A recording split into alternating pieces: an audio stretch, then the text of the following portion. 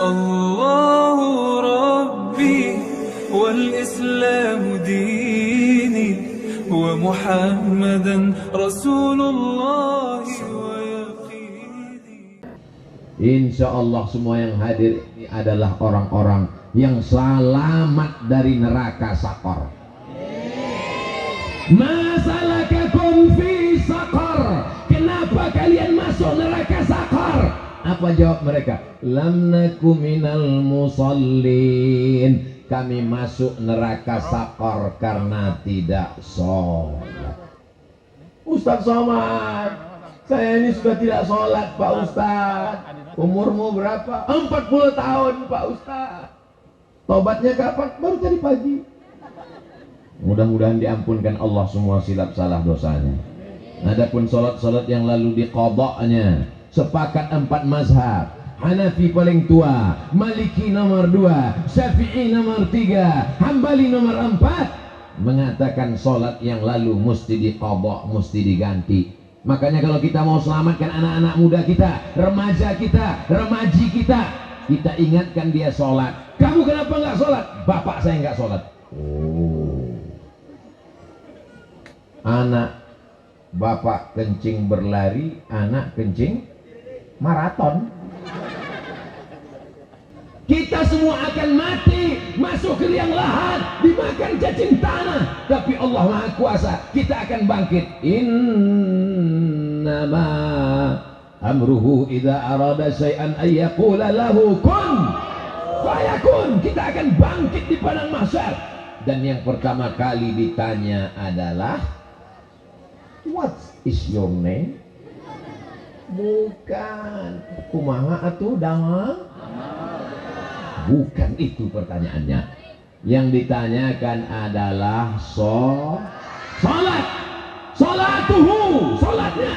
In sholat, kalau sholatnya baik, sholatnya khusyuk, sholatnya penuh, sholat al-amalu kulluh, amal yang lain menjadi baik. Ada orang sopan, santun, baik, suka bertetangga, tidak menyakiti hati orang, tapi dia tidak sholat. Baik apa tidak baik? Setengah baik. Dia sudah agak-agak baik, dia kelihatannya baik. Yang penting kan sopan, yang penting kan baik, yang penting kan suka nyumbang. As-salatu imaduddin, sholat adalah tiang agama. Pentas ini bisa tegak berdiri karena tiang. Tiang kalau sudah tumbang, hancur lebur. Di atas WC apa tempat wudhu? Ini bisa air ratusan liter di atas, bisa kokoh tegak berdiri karena tiang. Listrik kita bisa terang benderang karena ada tiang. Masjid kita bisa berdiri karena ada tiang besi cor kuat. Begitulah sholat kita. Dari tadi kok sepertinya ada yang megang kaki saya, rupanya lampunya jerak sendiri. Siapa yang megang-megang kaki? Saudaraku yang dimuliakan Allah Subhanahu wa Ta'ala, maka tiang agama adalah sholat.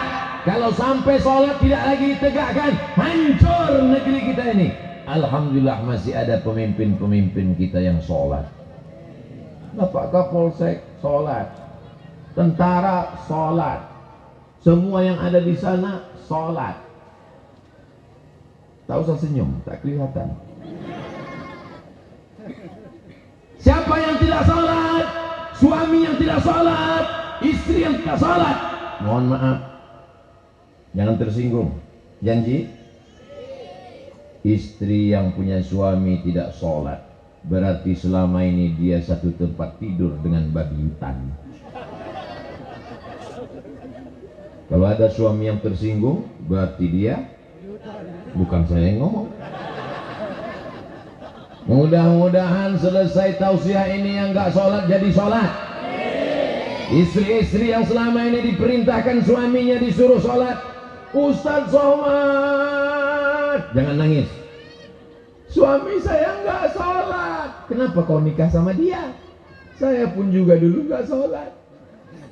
Terus saya pikir hidup ini akan berakhir dan saya akan mati Pak Ustaz. Nanti kalau saya mati saya bawa apa? Ada orang mati bawa mobil? Ada. Videonya dikirim ke saya, dia mati sama mobilnya, mobil kredit lagi. Ada orang mati bawa uang. Dulu saudara kita kalau meninggal dunia dibawakan uang, sekarang pakai uang palsu karena takut kuburnya dibongkar maling. Dulu maling takut sama hantu, sekarang hantu takut sama maling. Yang kekal abadi, yang akan dibawa mati menghadap Allah hanyalah amal, dan tiang daripada amal adalah sholat. Makanya ibu-ibu kalau cari mantu, carilah menantu yang sholat. Dan orang yang sholat itu pasti soleh. Orang yang soleh itu suka Ustadz menjebak melulu. Bu, saya mau minang anak ibu. Jangan tanya kau sholat atau tidak. Gimana caranya? Kamu datang nanti ke rumah saya hari Jumat jam 12 siang. Kalau dia datang hari Jumat jam 12, diterima apa enggak? Jangan terima, karena dia enggak sholat Jumat. Tapi kalau Abdul Somad yang datang jam 12, diterima apa enggak? Diterima, dia musafir, sholat zuhur. Saya mau nerima menantu saya itu calon dokter Pak Ustadz. Ibu terima? Saya terima Pak Ustadz. Gimana ibu tahu dia sholat? Saya tes Pak Ustadz. Besok datang ke rumah saya jam 12 ya. Apa jawab dia, Bu? Kata dia, mohon maaf Bu, saya nggak bisa datang jam 12, meleset dikit jam 2 karena saya mau sholat Jumat. Langsung saya terima Pak Ustadz. Tapi ini tidak bisa lagi dipakai karena soal sudah bocor. Mudah-mudahan calon mantu ibu orang yang sholat. Calon mantunya kaya, punya mobil 3, diterima apa enggak?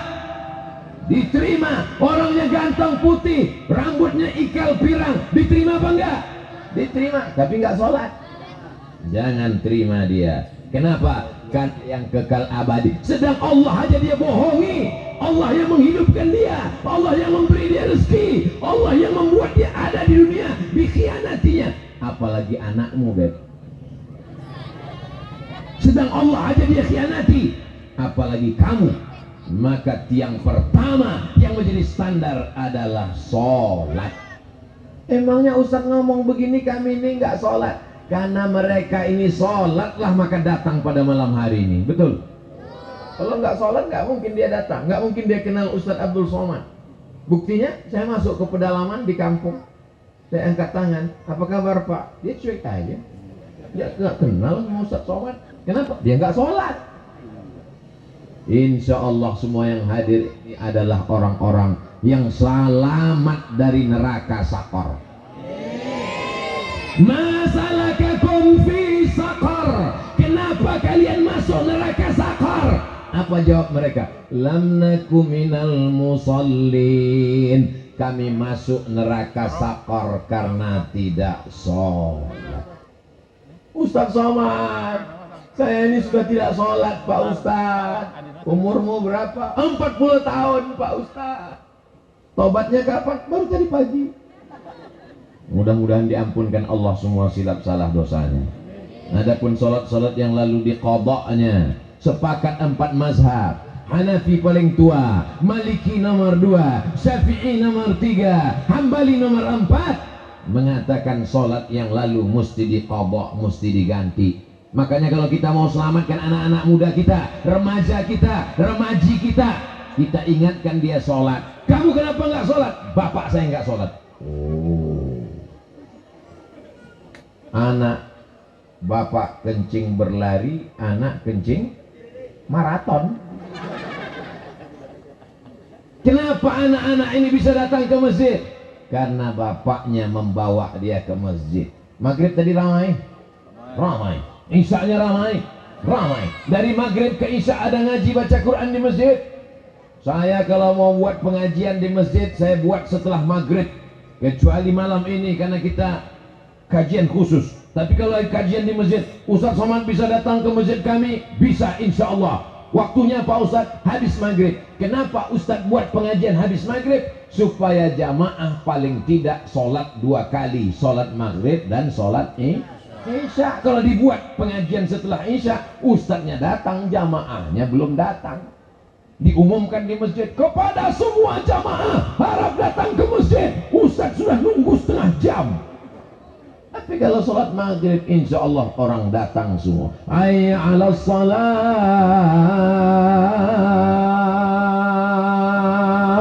Datang semua sholat maghrib. Habis maghrib 45 menit pengajian. Habis sholat isya, Anda bertanya, ustadz menjawab. Kirimkan pertanyaan ke nomor WhatsApp berikut ini. Karena jamaah ini dia ingin bertanya, dia tidak bisa tanya ke Ustadz Somad melalui YouTube, dia mau langsung bertanya. Maka kita fasilitasi di dalam masjid supaya tidak pembicaraan itu pindah ke warung kopi, perbicaraan yang di masjid. Buktinya kenapa hari ini kita tidak di dalam masjid? Kita tidak bisa masuk ke masjid. Kalau sampai orang sebanyak ini masuk ke masjid, ini meledak Masjid An-Nur. Maka dibuat di sini supaya lapang terang benderang. Tapi insya Allah rahmat masjid sampai kepada kita semua, insya Allah. Sab'atun yuzilluhumullah, 7 golongan yang akan mendapatkan naungan Allah. Yauma la zilla illa zilluh. Hari itu tidak ada tempat bernaung, tidak ada tempat berlindung, tidak ada tempat selamat dari panas terik matahari. Ini tenda punya masjid apa disewa? Disewa. Yang punya tenda kalau meninggal bawa tenda nggak?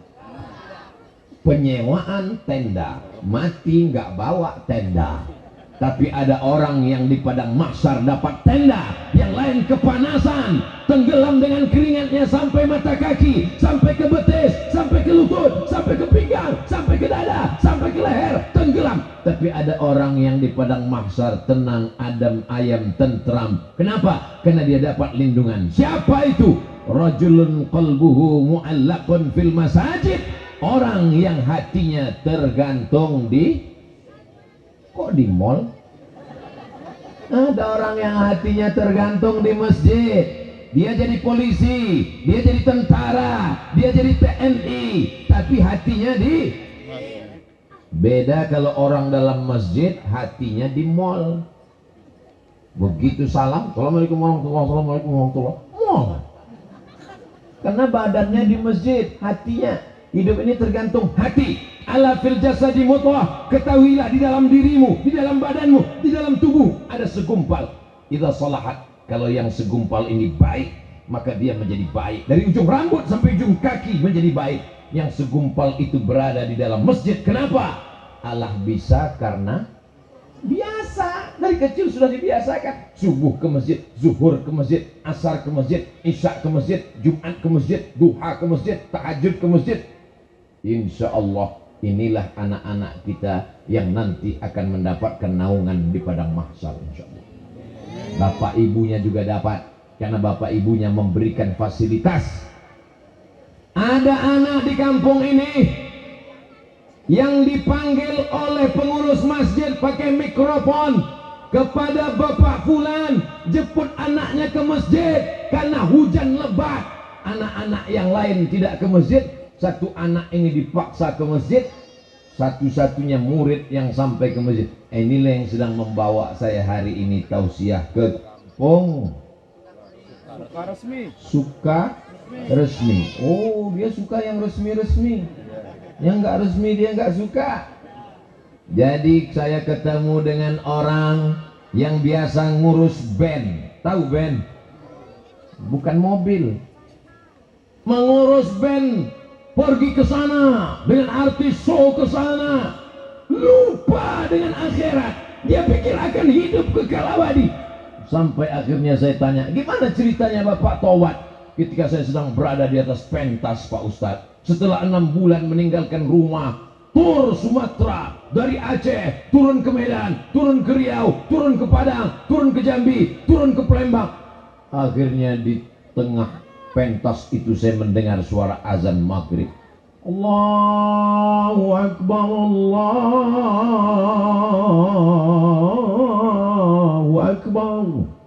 Tiba-tiba terbayang di mata saya saat ayah saya menenteng tangan saya, membawa saya ke masjid, meleleh air mata saya. Itulah sebab tobat saya, Pak Ustaz. Dia tobat bukan karena dengar ceramah. Saya waktu dia cerita itu, dalam hati saya, ini dia akan cerita, aku tobat karena dengar ceramah Ustaz Somad. Ternyata bukan.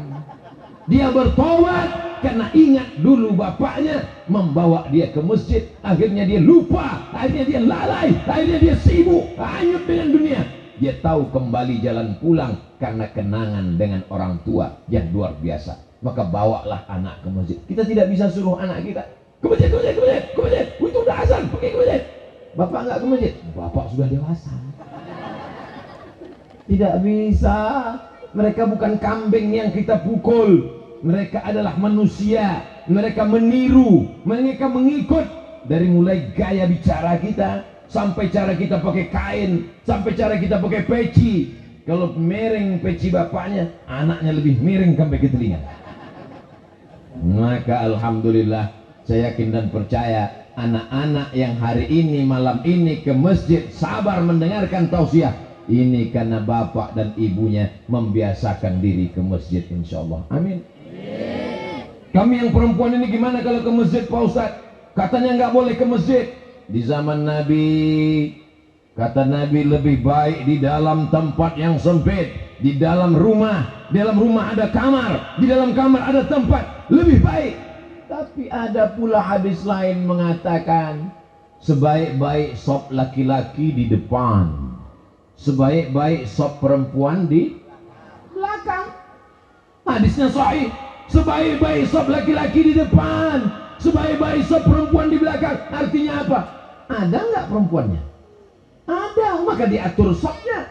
Seandainya perempuan tidak ada, pasti Nabi mengatakan sebaik-baik sop laki-laki di depan, yang perempuan pergi pulang. Perempuan ada masanya tidak boleh ke masjid ketika menimbulkan fitnah. Dialah perempuan yang paling cantik di kampung itu. Kalau dia minum kopi, kelihatan mengalir. Enggak boleh dia ke masjid kalau dia tidak menutup wajahnya, karena dikhawatirkan banyak laki-laki yang masuk paret, masuk ke sungai gara-gara melihat wajahnya. Tapi kalau aman di Palestina, perempuan kalau sampai ke masjid ditangkap oleh tentara Israel. Tapi di desa kita suka resmi, ibu-ibu datang ke masjid, ada tentara Israel yang mau nangkap. Aman. Betul. Pesantren dekat, negerinya terang benderang, toko-toko buka, aman. Silakan ke masjid dengan syarat dan ketentuan berlaku. Jangan ke masjid pakai celana sempit, nanti banyak orang yang boji matanya keluar. Jangan ke masjid pakai parfum yang sampai dia pakai parfum, lewat di depan pintu pagar masjid, hilang bacaan imam di depan. Saking kan harum semerbaknya luar biasa.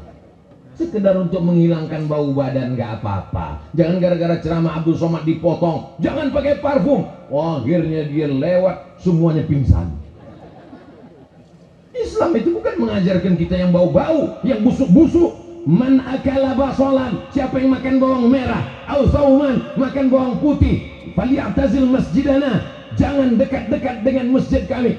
Artinya kita masuk ke masjid dalam keadaan bersih, kainnya sudah bersih, bajunya bersih. Baju Ustaz Somad kok bersih ya? Baru guys. Mereknya apa? Casio. Kasih orang. Sorbannya kok merah? Merah darahku, putih tulangku, Negara Kesatuan Republik Indonesia. Jelas? Itu jawaban formalnya, jawaban resminya. Yang enggak resminya, sorbannya dikasih orang juga. Masa dikasih request, minta, dikasih merah, minta hijau. Banyak kali kemauan kau, kata yang ngasih. Saudaraku yang dimuliakan Allah Subhanahu wa Ta'ala, siap kita bawa anak kita ke masjid? Bukti ceramah ini berhasil bukan karena orang ramai. Bukti ceramah ini berhasil bukan karena pentasnya yang besi, bukan karena lampunya yang terang. Tapi kita lihat besok sholat subuh. Kalau sholat subuh bertambah dari biasanya, berhasil. Tapi kalau tak bertambah, tolong jangan kasih tahu. Aku merasa terhina dengan kegagalan ini. Insya Allah besok subuh bertambah agak 2-3 sop insya Allah. Yang mewakafkan tanah masjid ini entah siapa, saya tidak tahu, tapi pahalanya mengalir ke makam mereka. Inilah amal jariah. Idza mata al-insan, kalau manusia mati, inqata'a, mati manusia, putus amalnya. Ibu yang rajin sholat duha, ayatnya wadduha, besok lagi wasyamsi wadduhaha, meninggal dunia. Apakah setelah mati masih bisa sholat duha? Putus. Seandainya sudah meninggal dia tetap sholat duha, lihat suaminya, rumah itu dijual, harga murah, ada hantunya. Tapi ada yang kekal abadi. Mana dia? Waladun salihun, anak yang soleh. Bangun mereka di tengah malam, dibentangnya sajadah, digelarnya sajadah, menetes air matanya. Apa kata dia? Rabbil firli wali walidayya warhamhuma kama rabbayani shaghira. Orang tua saya sudah meninggal dua-duanya. Ayah meninggal, emak meninggal. Tapi saya yakin dan percaya tausiah saya malam ini di Pulau Jawa, di Sukabumi, di Sukaresmi, suka-suka ini mengalir pahalanya sampai ke makam mereka di Pulau Sumatera insya Allah. Apa yang Ustaz cari ceramah keliling ini? Tak ada, hanya membahagiakan orang tua. Bapak ibu akan dibahagiakan oleh anak-anak. Wa qul i'malu, beramallah. Memangnya kalau kita beramal, yang melihat amal kita siapa? 3. Fasayarallahu amalakum, yang melihat amalmu Allah. Siapa lagi?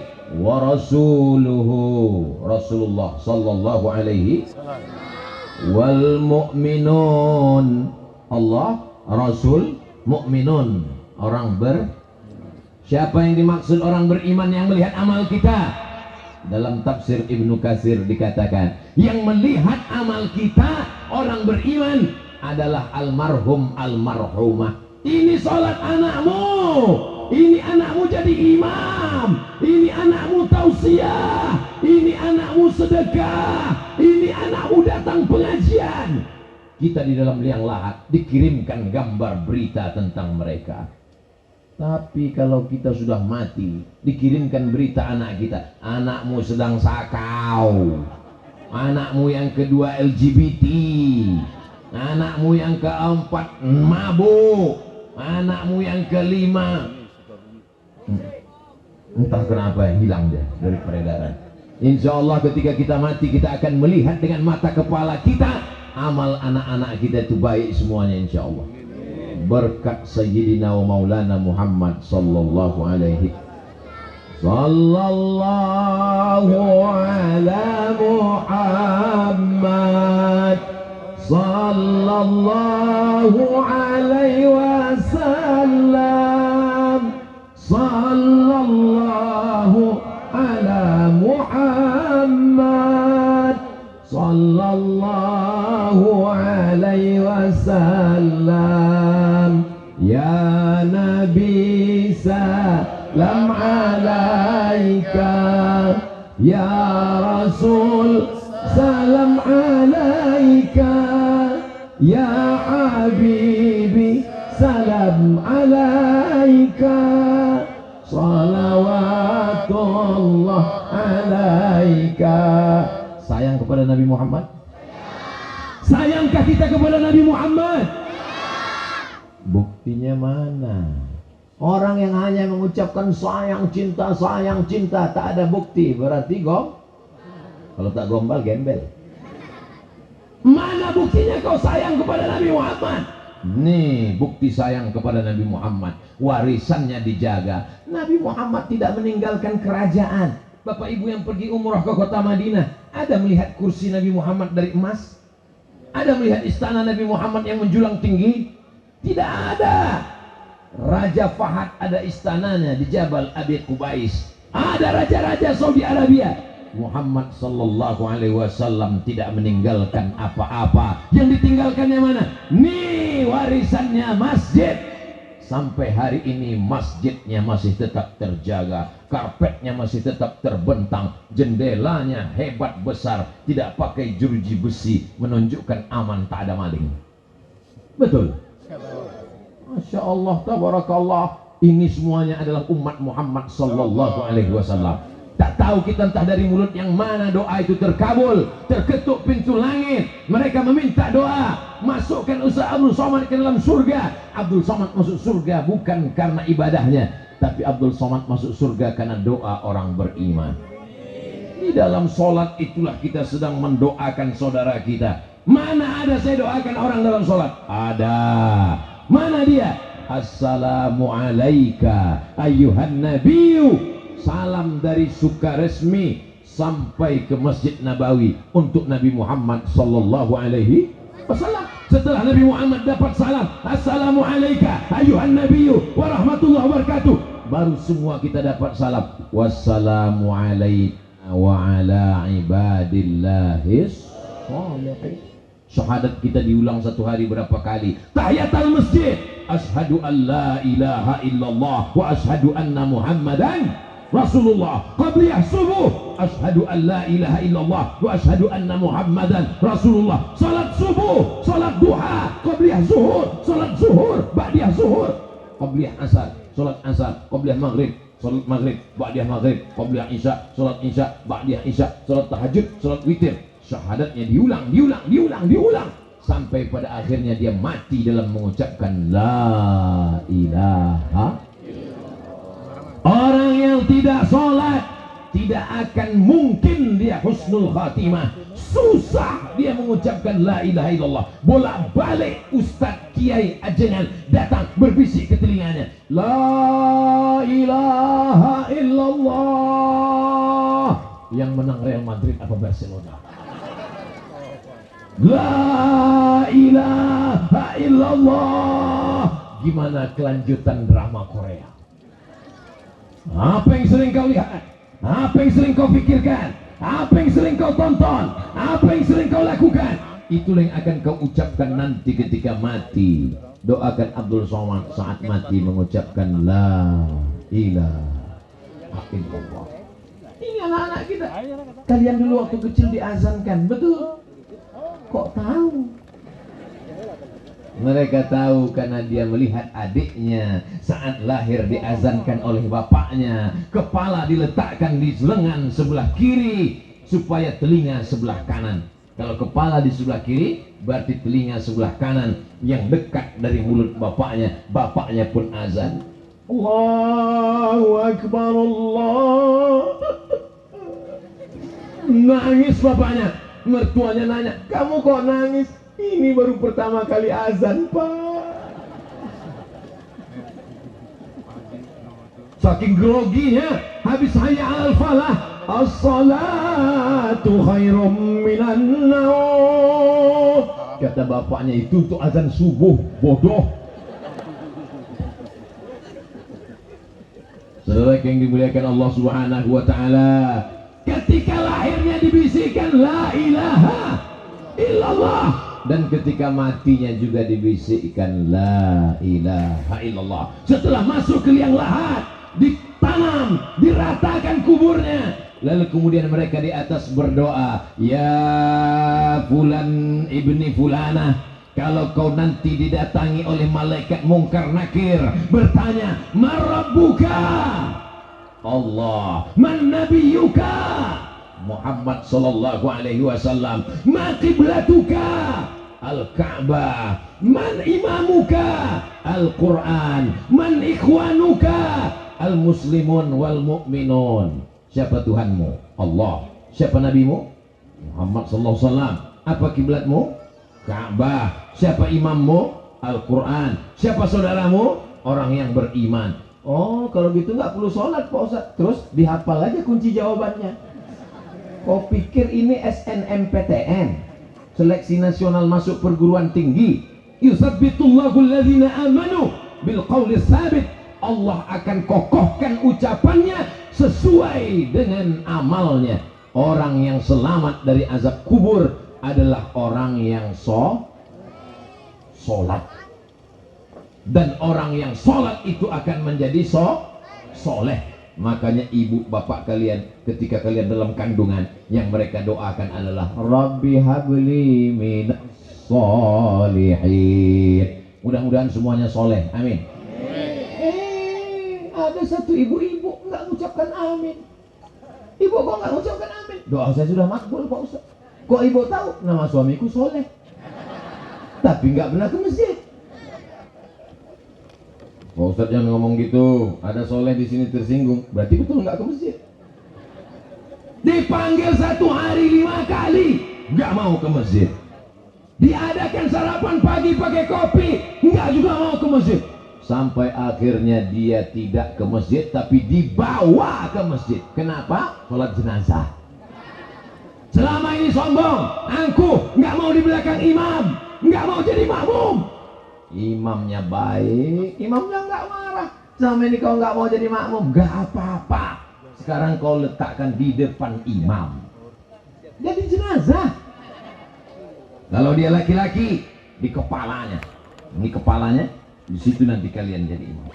Kalau dia perempuan, di pinggangnya.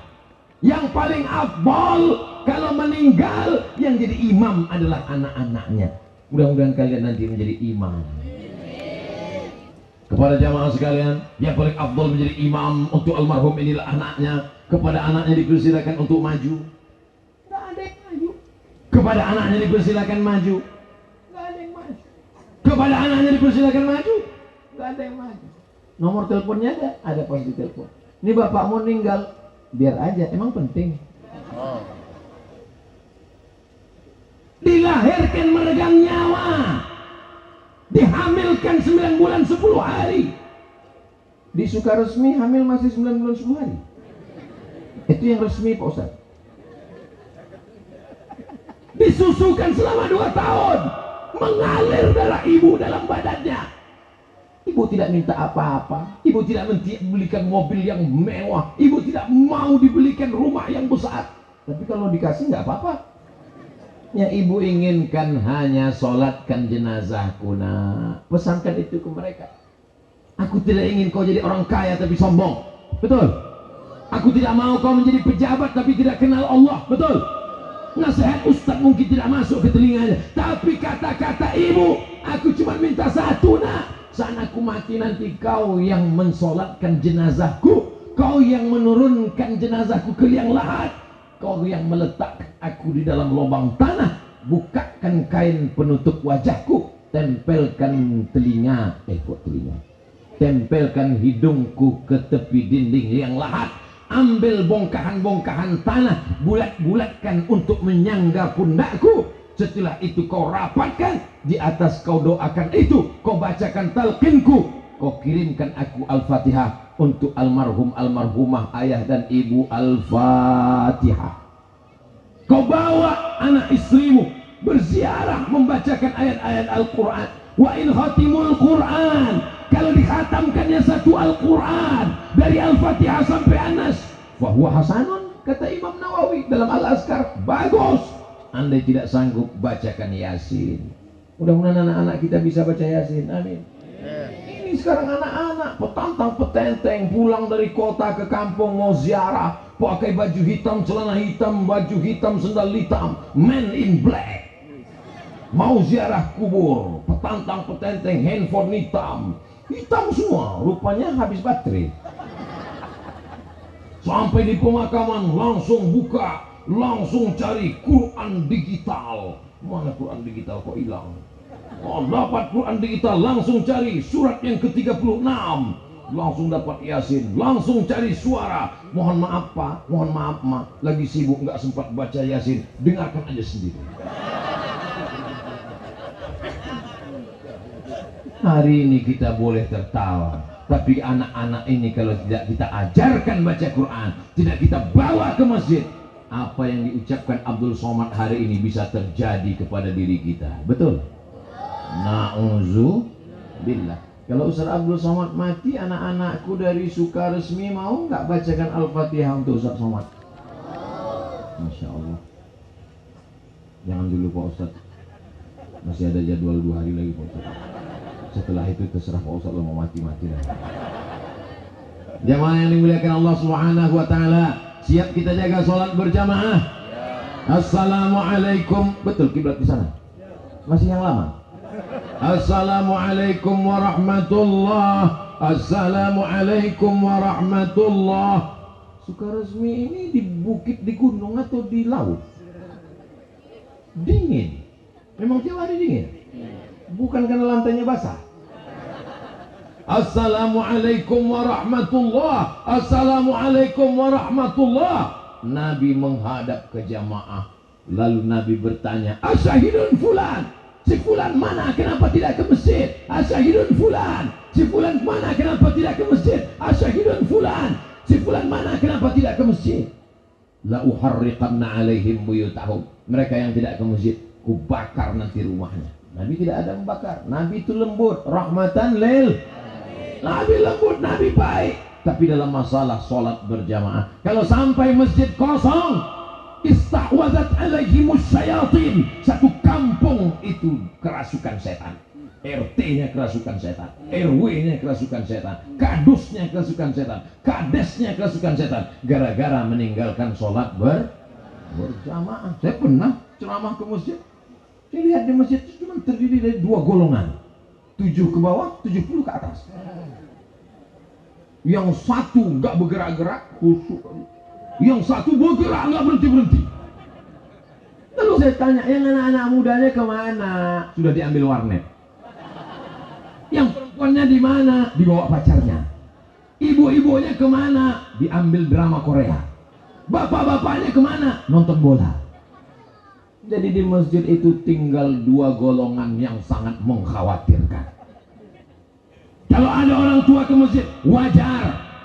Tapi kalau ada anak muda ke masjid, dan ini kalau disurvei, saya lihat dari wajah-wajahnya, ini sebagian besar anak muda.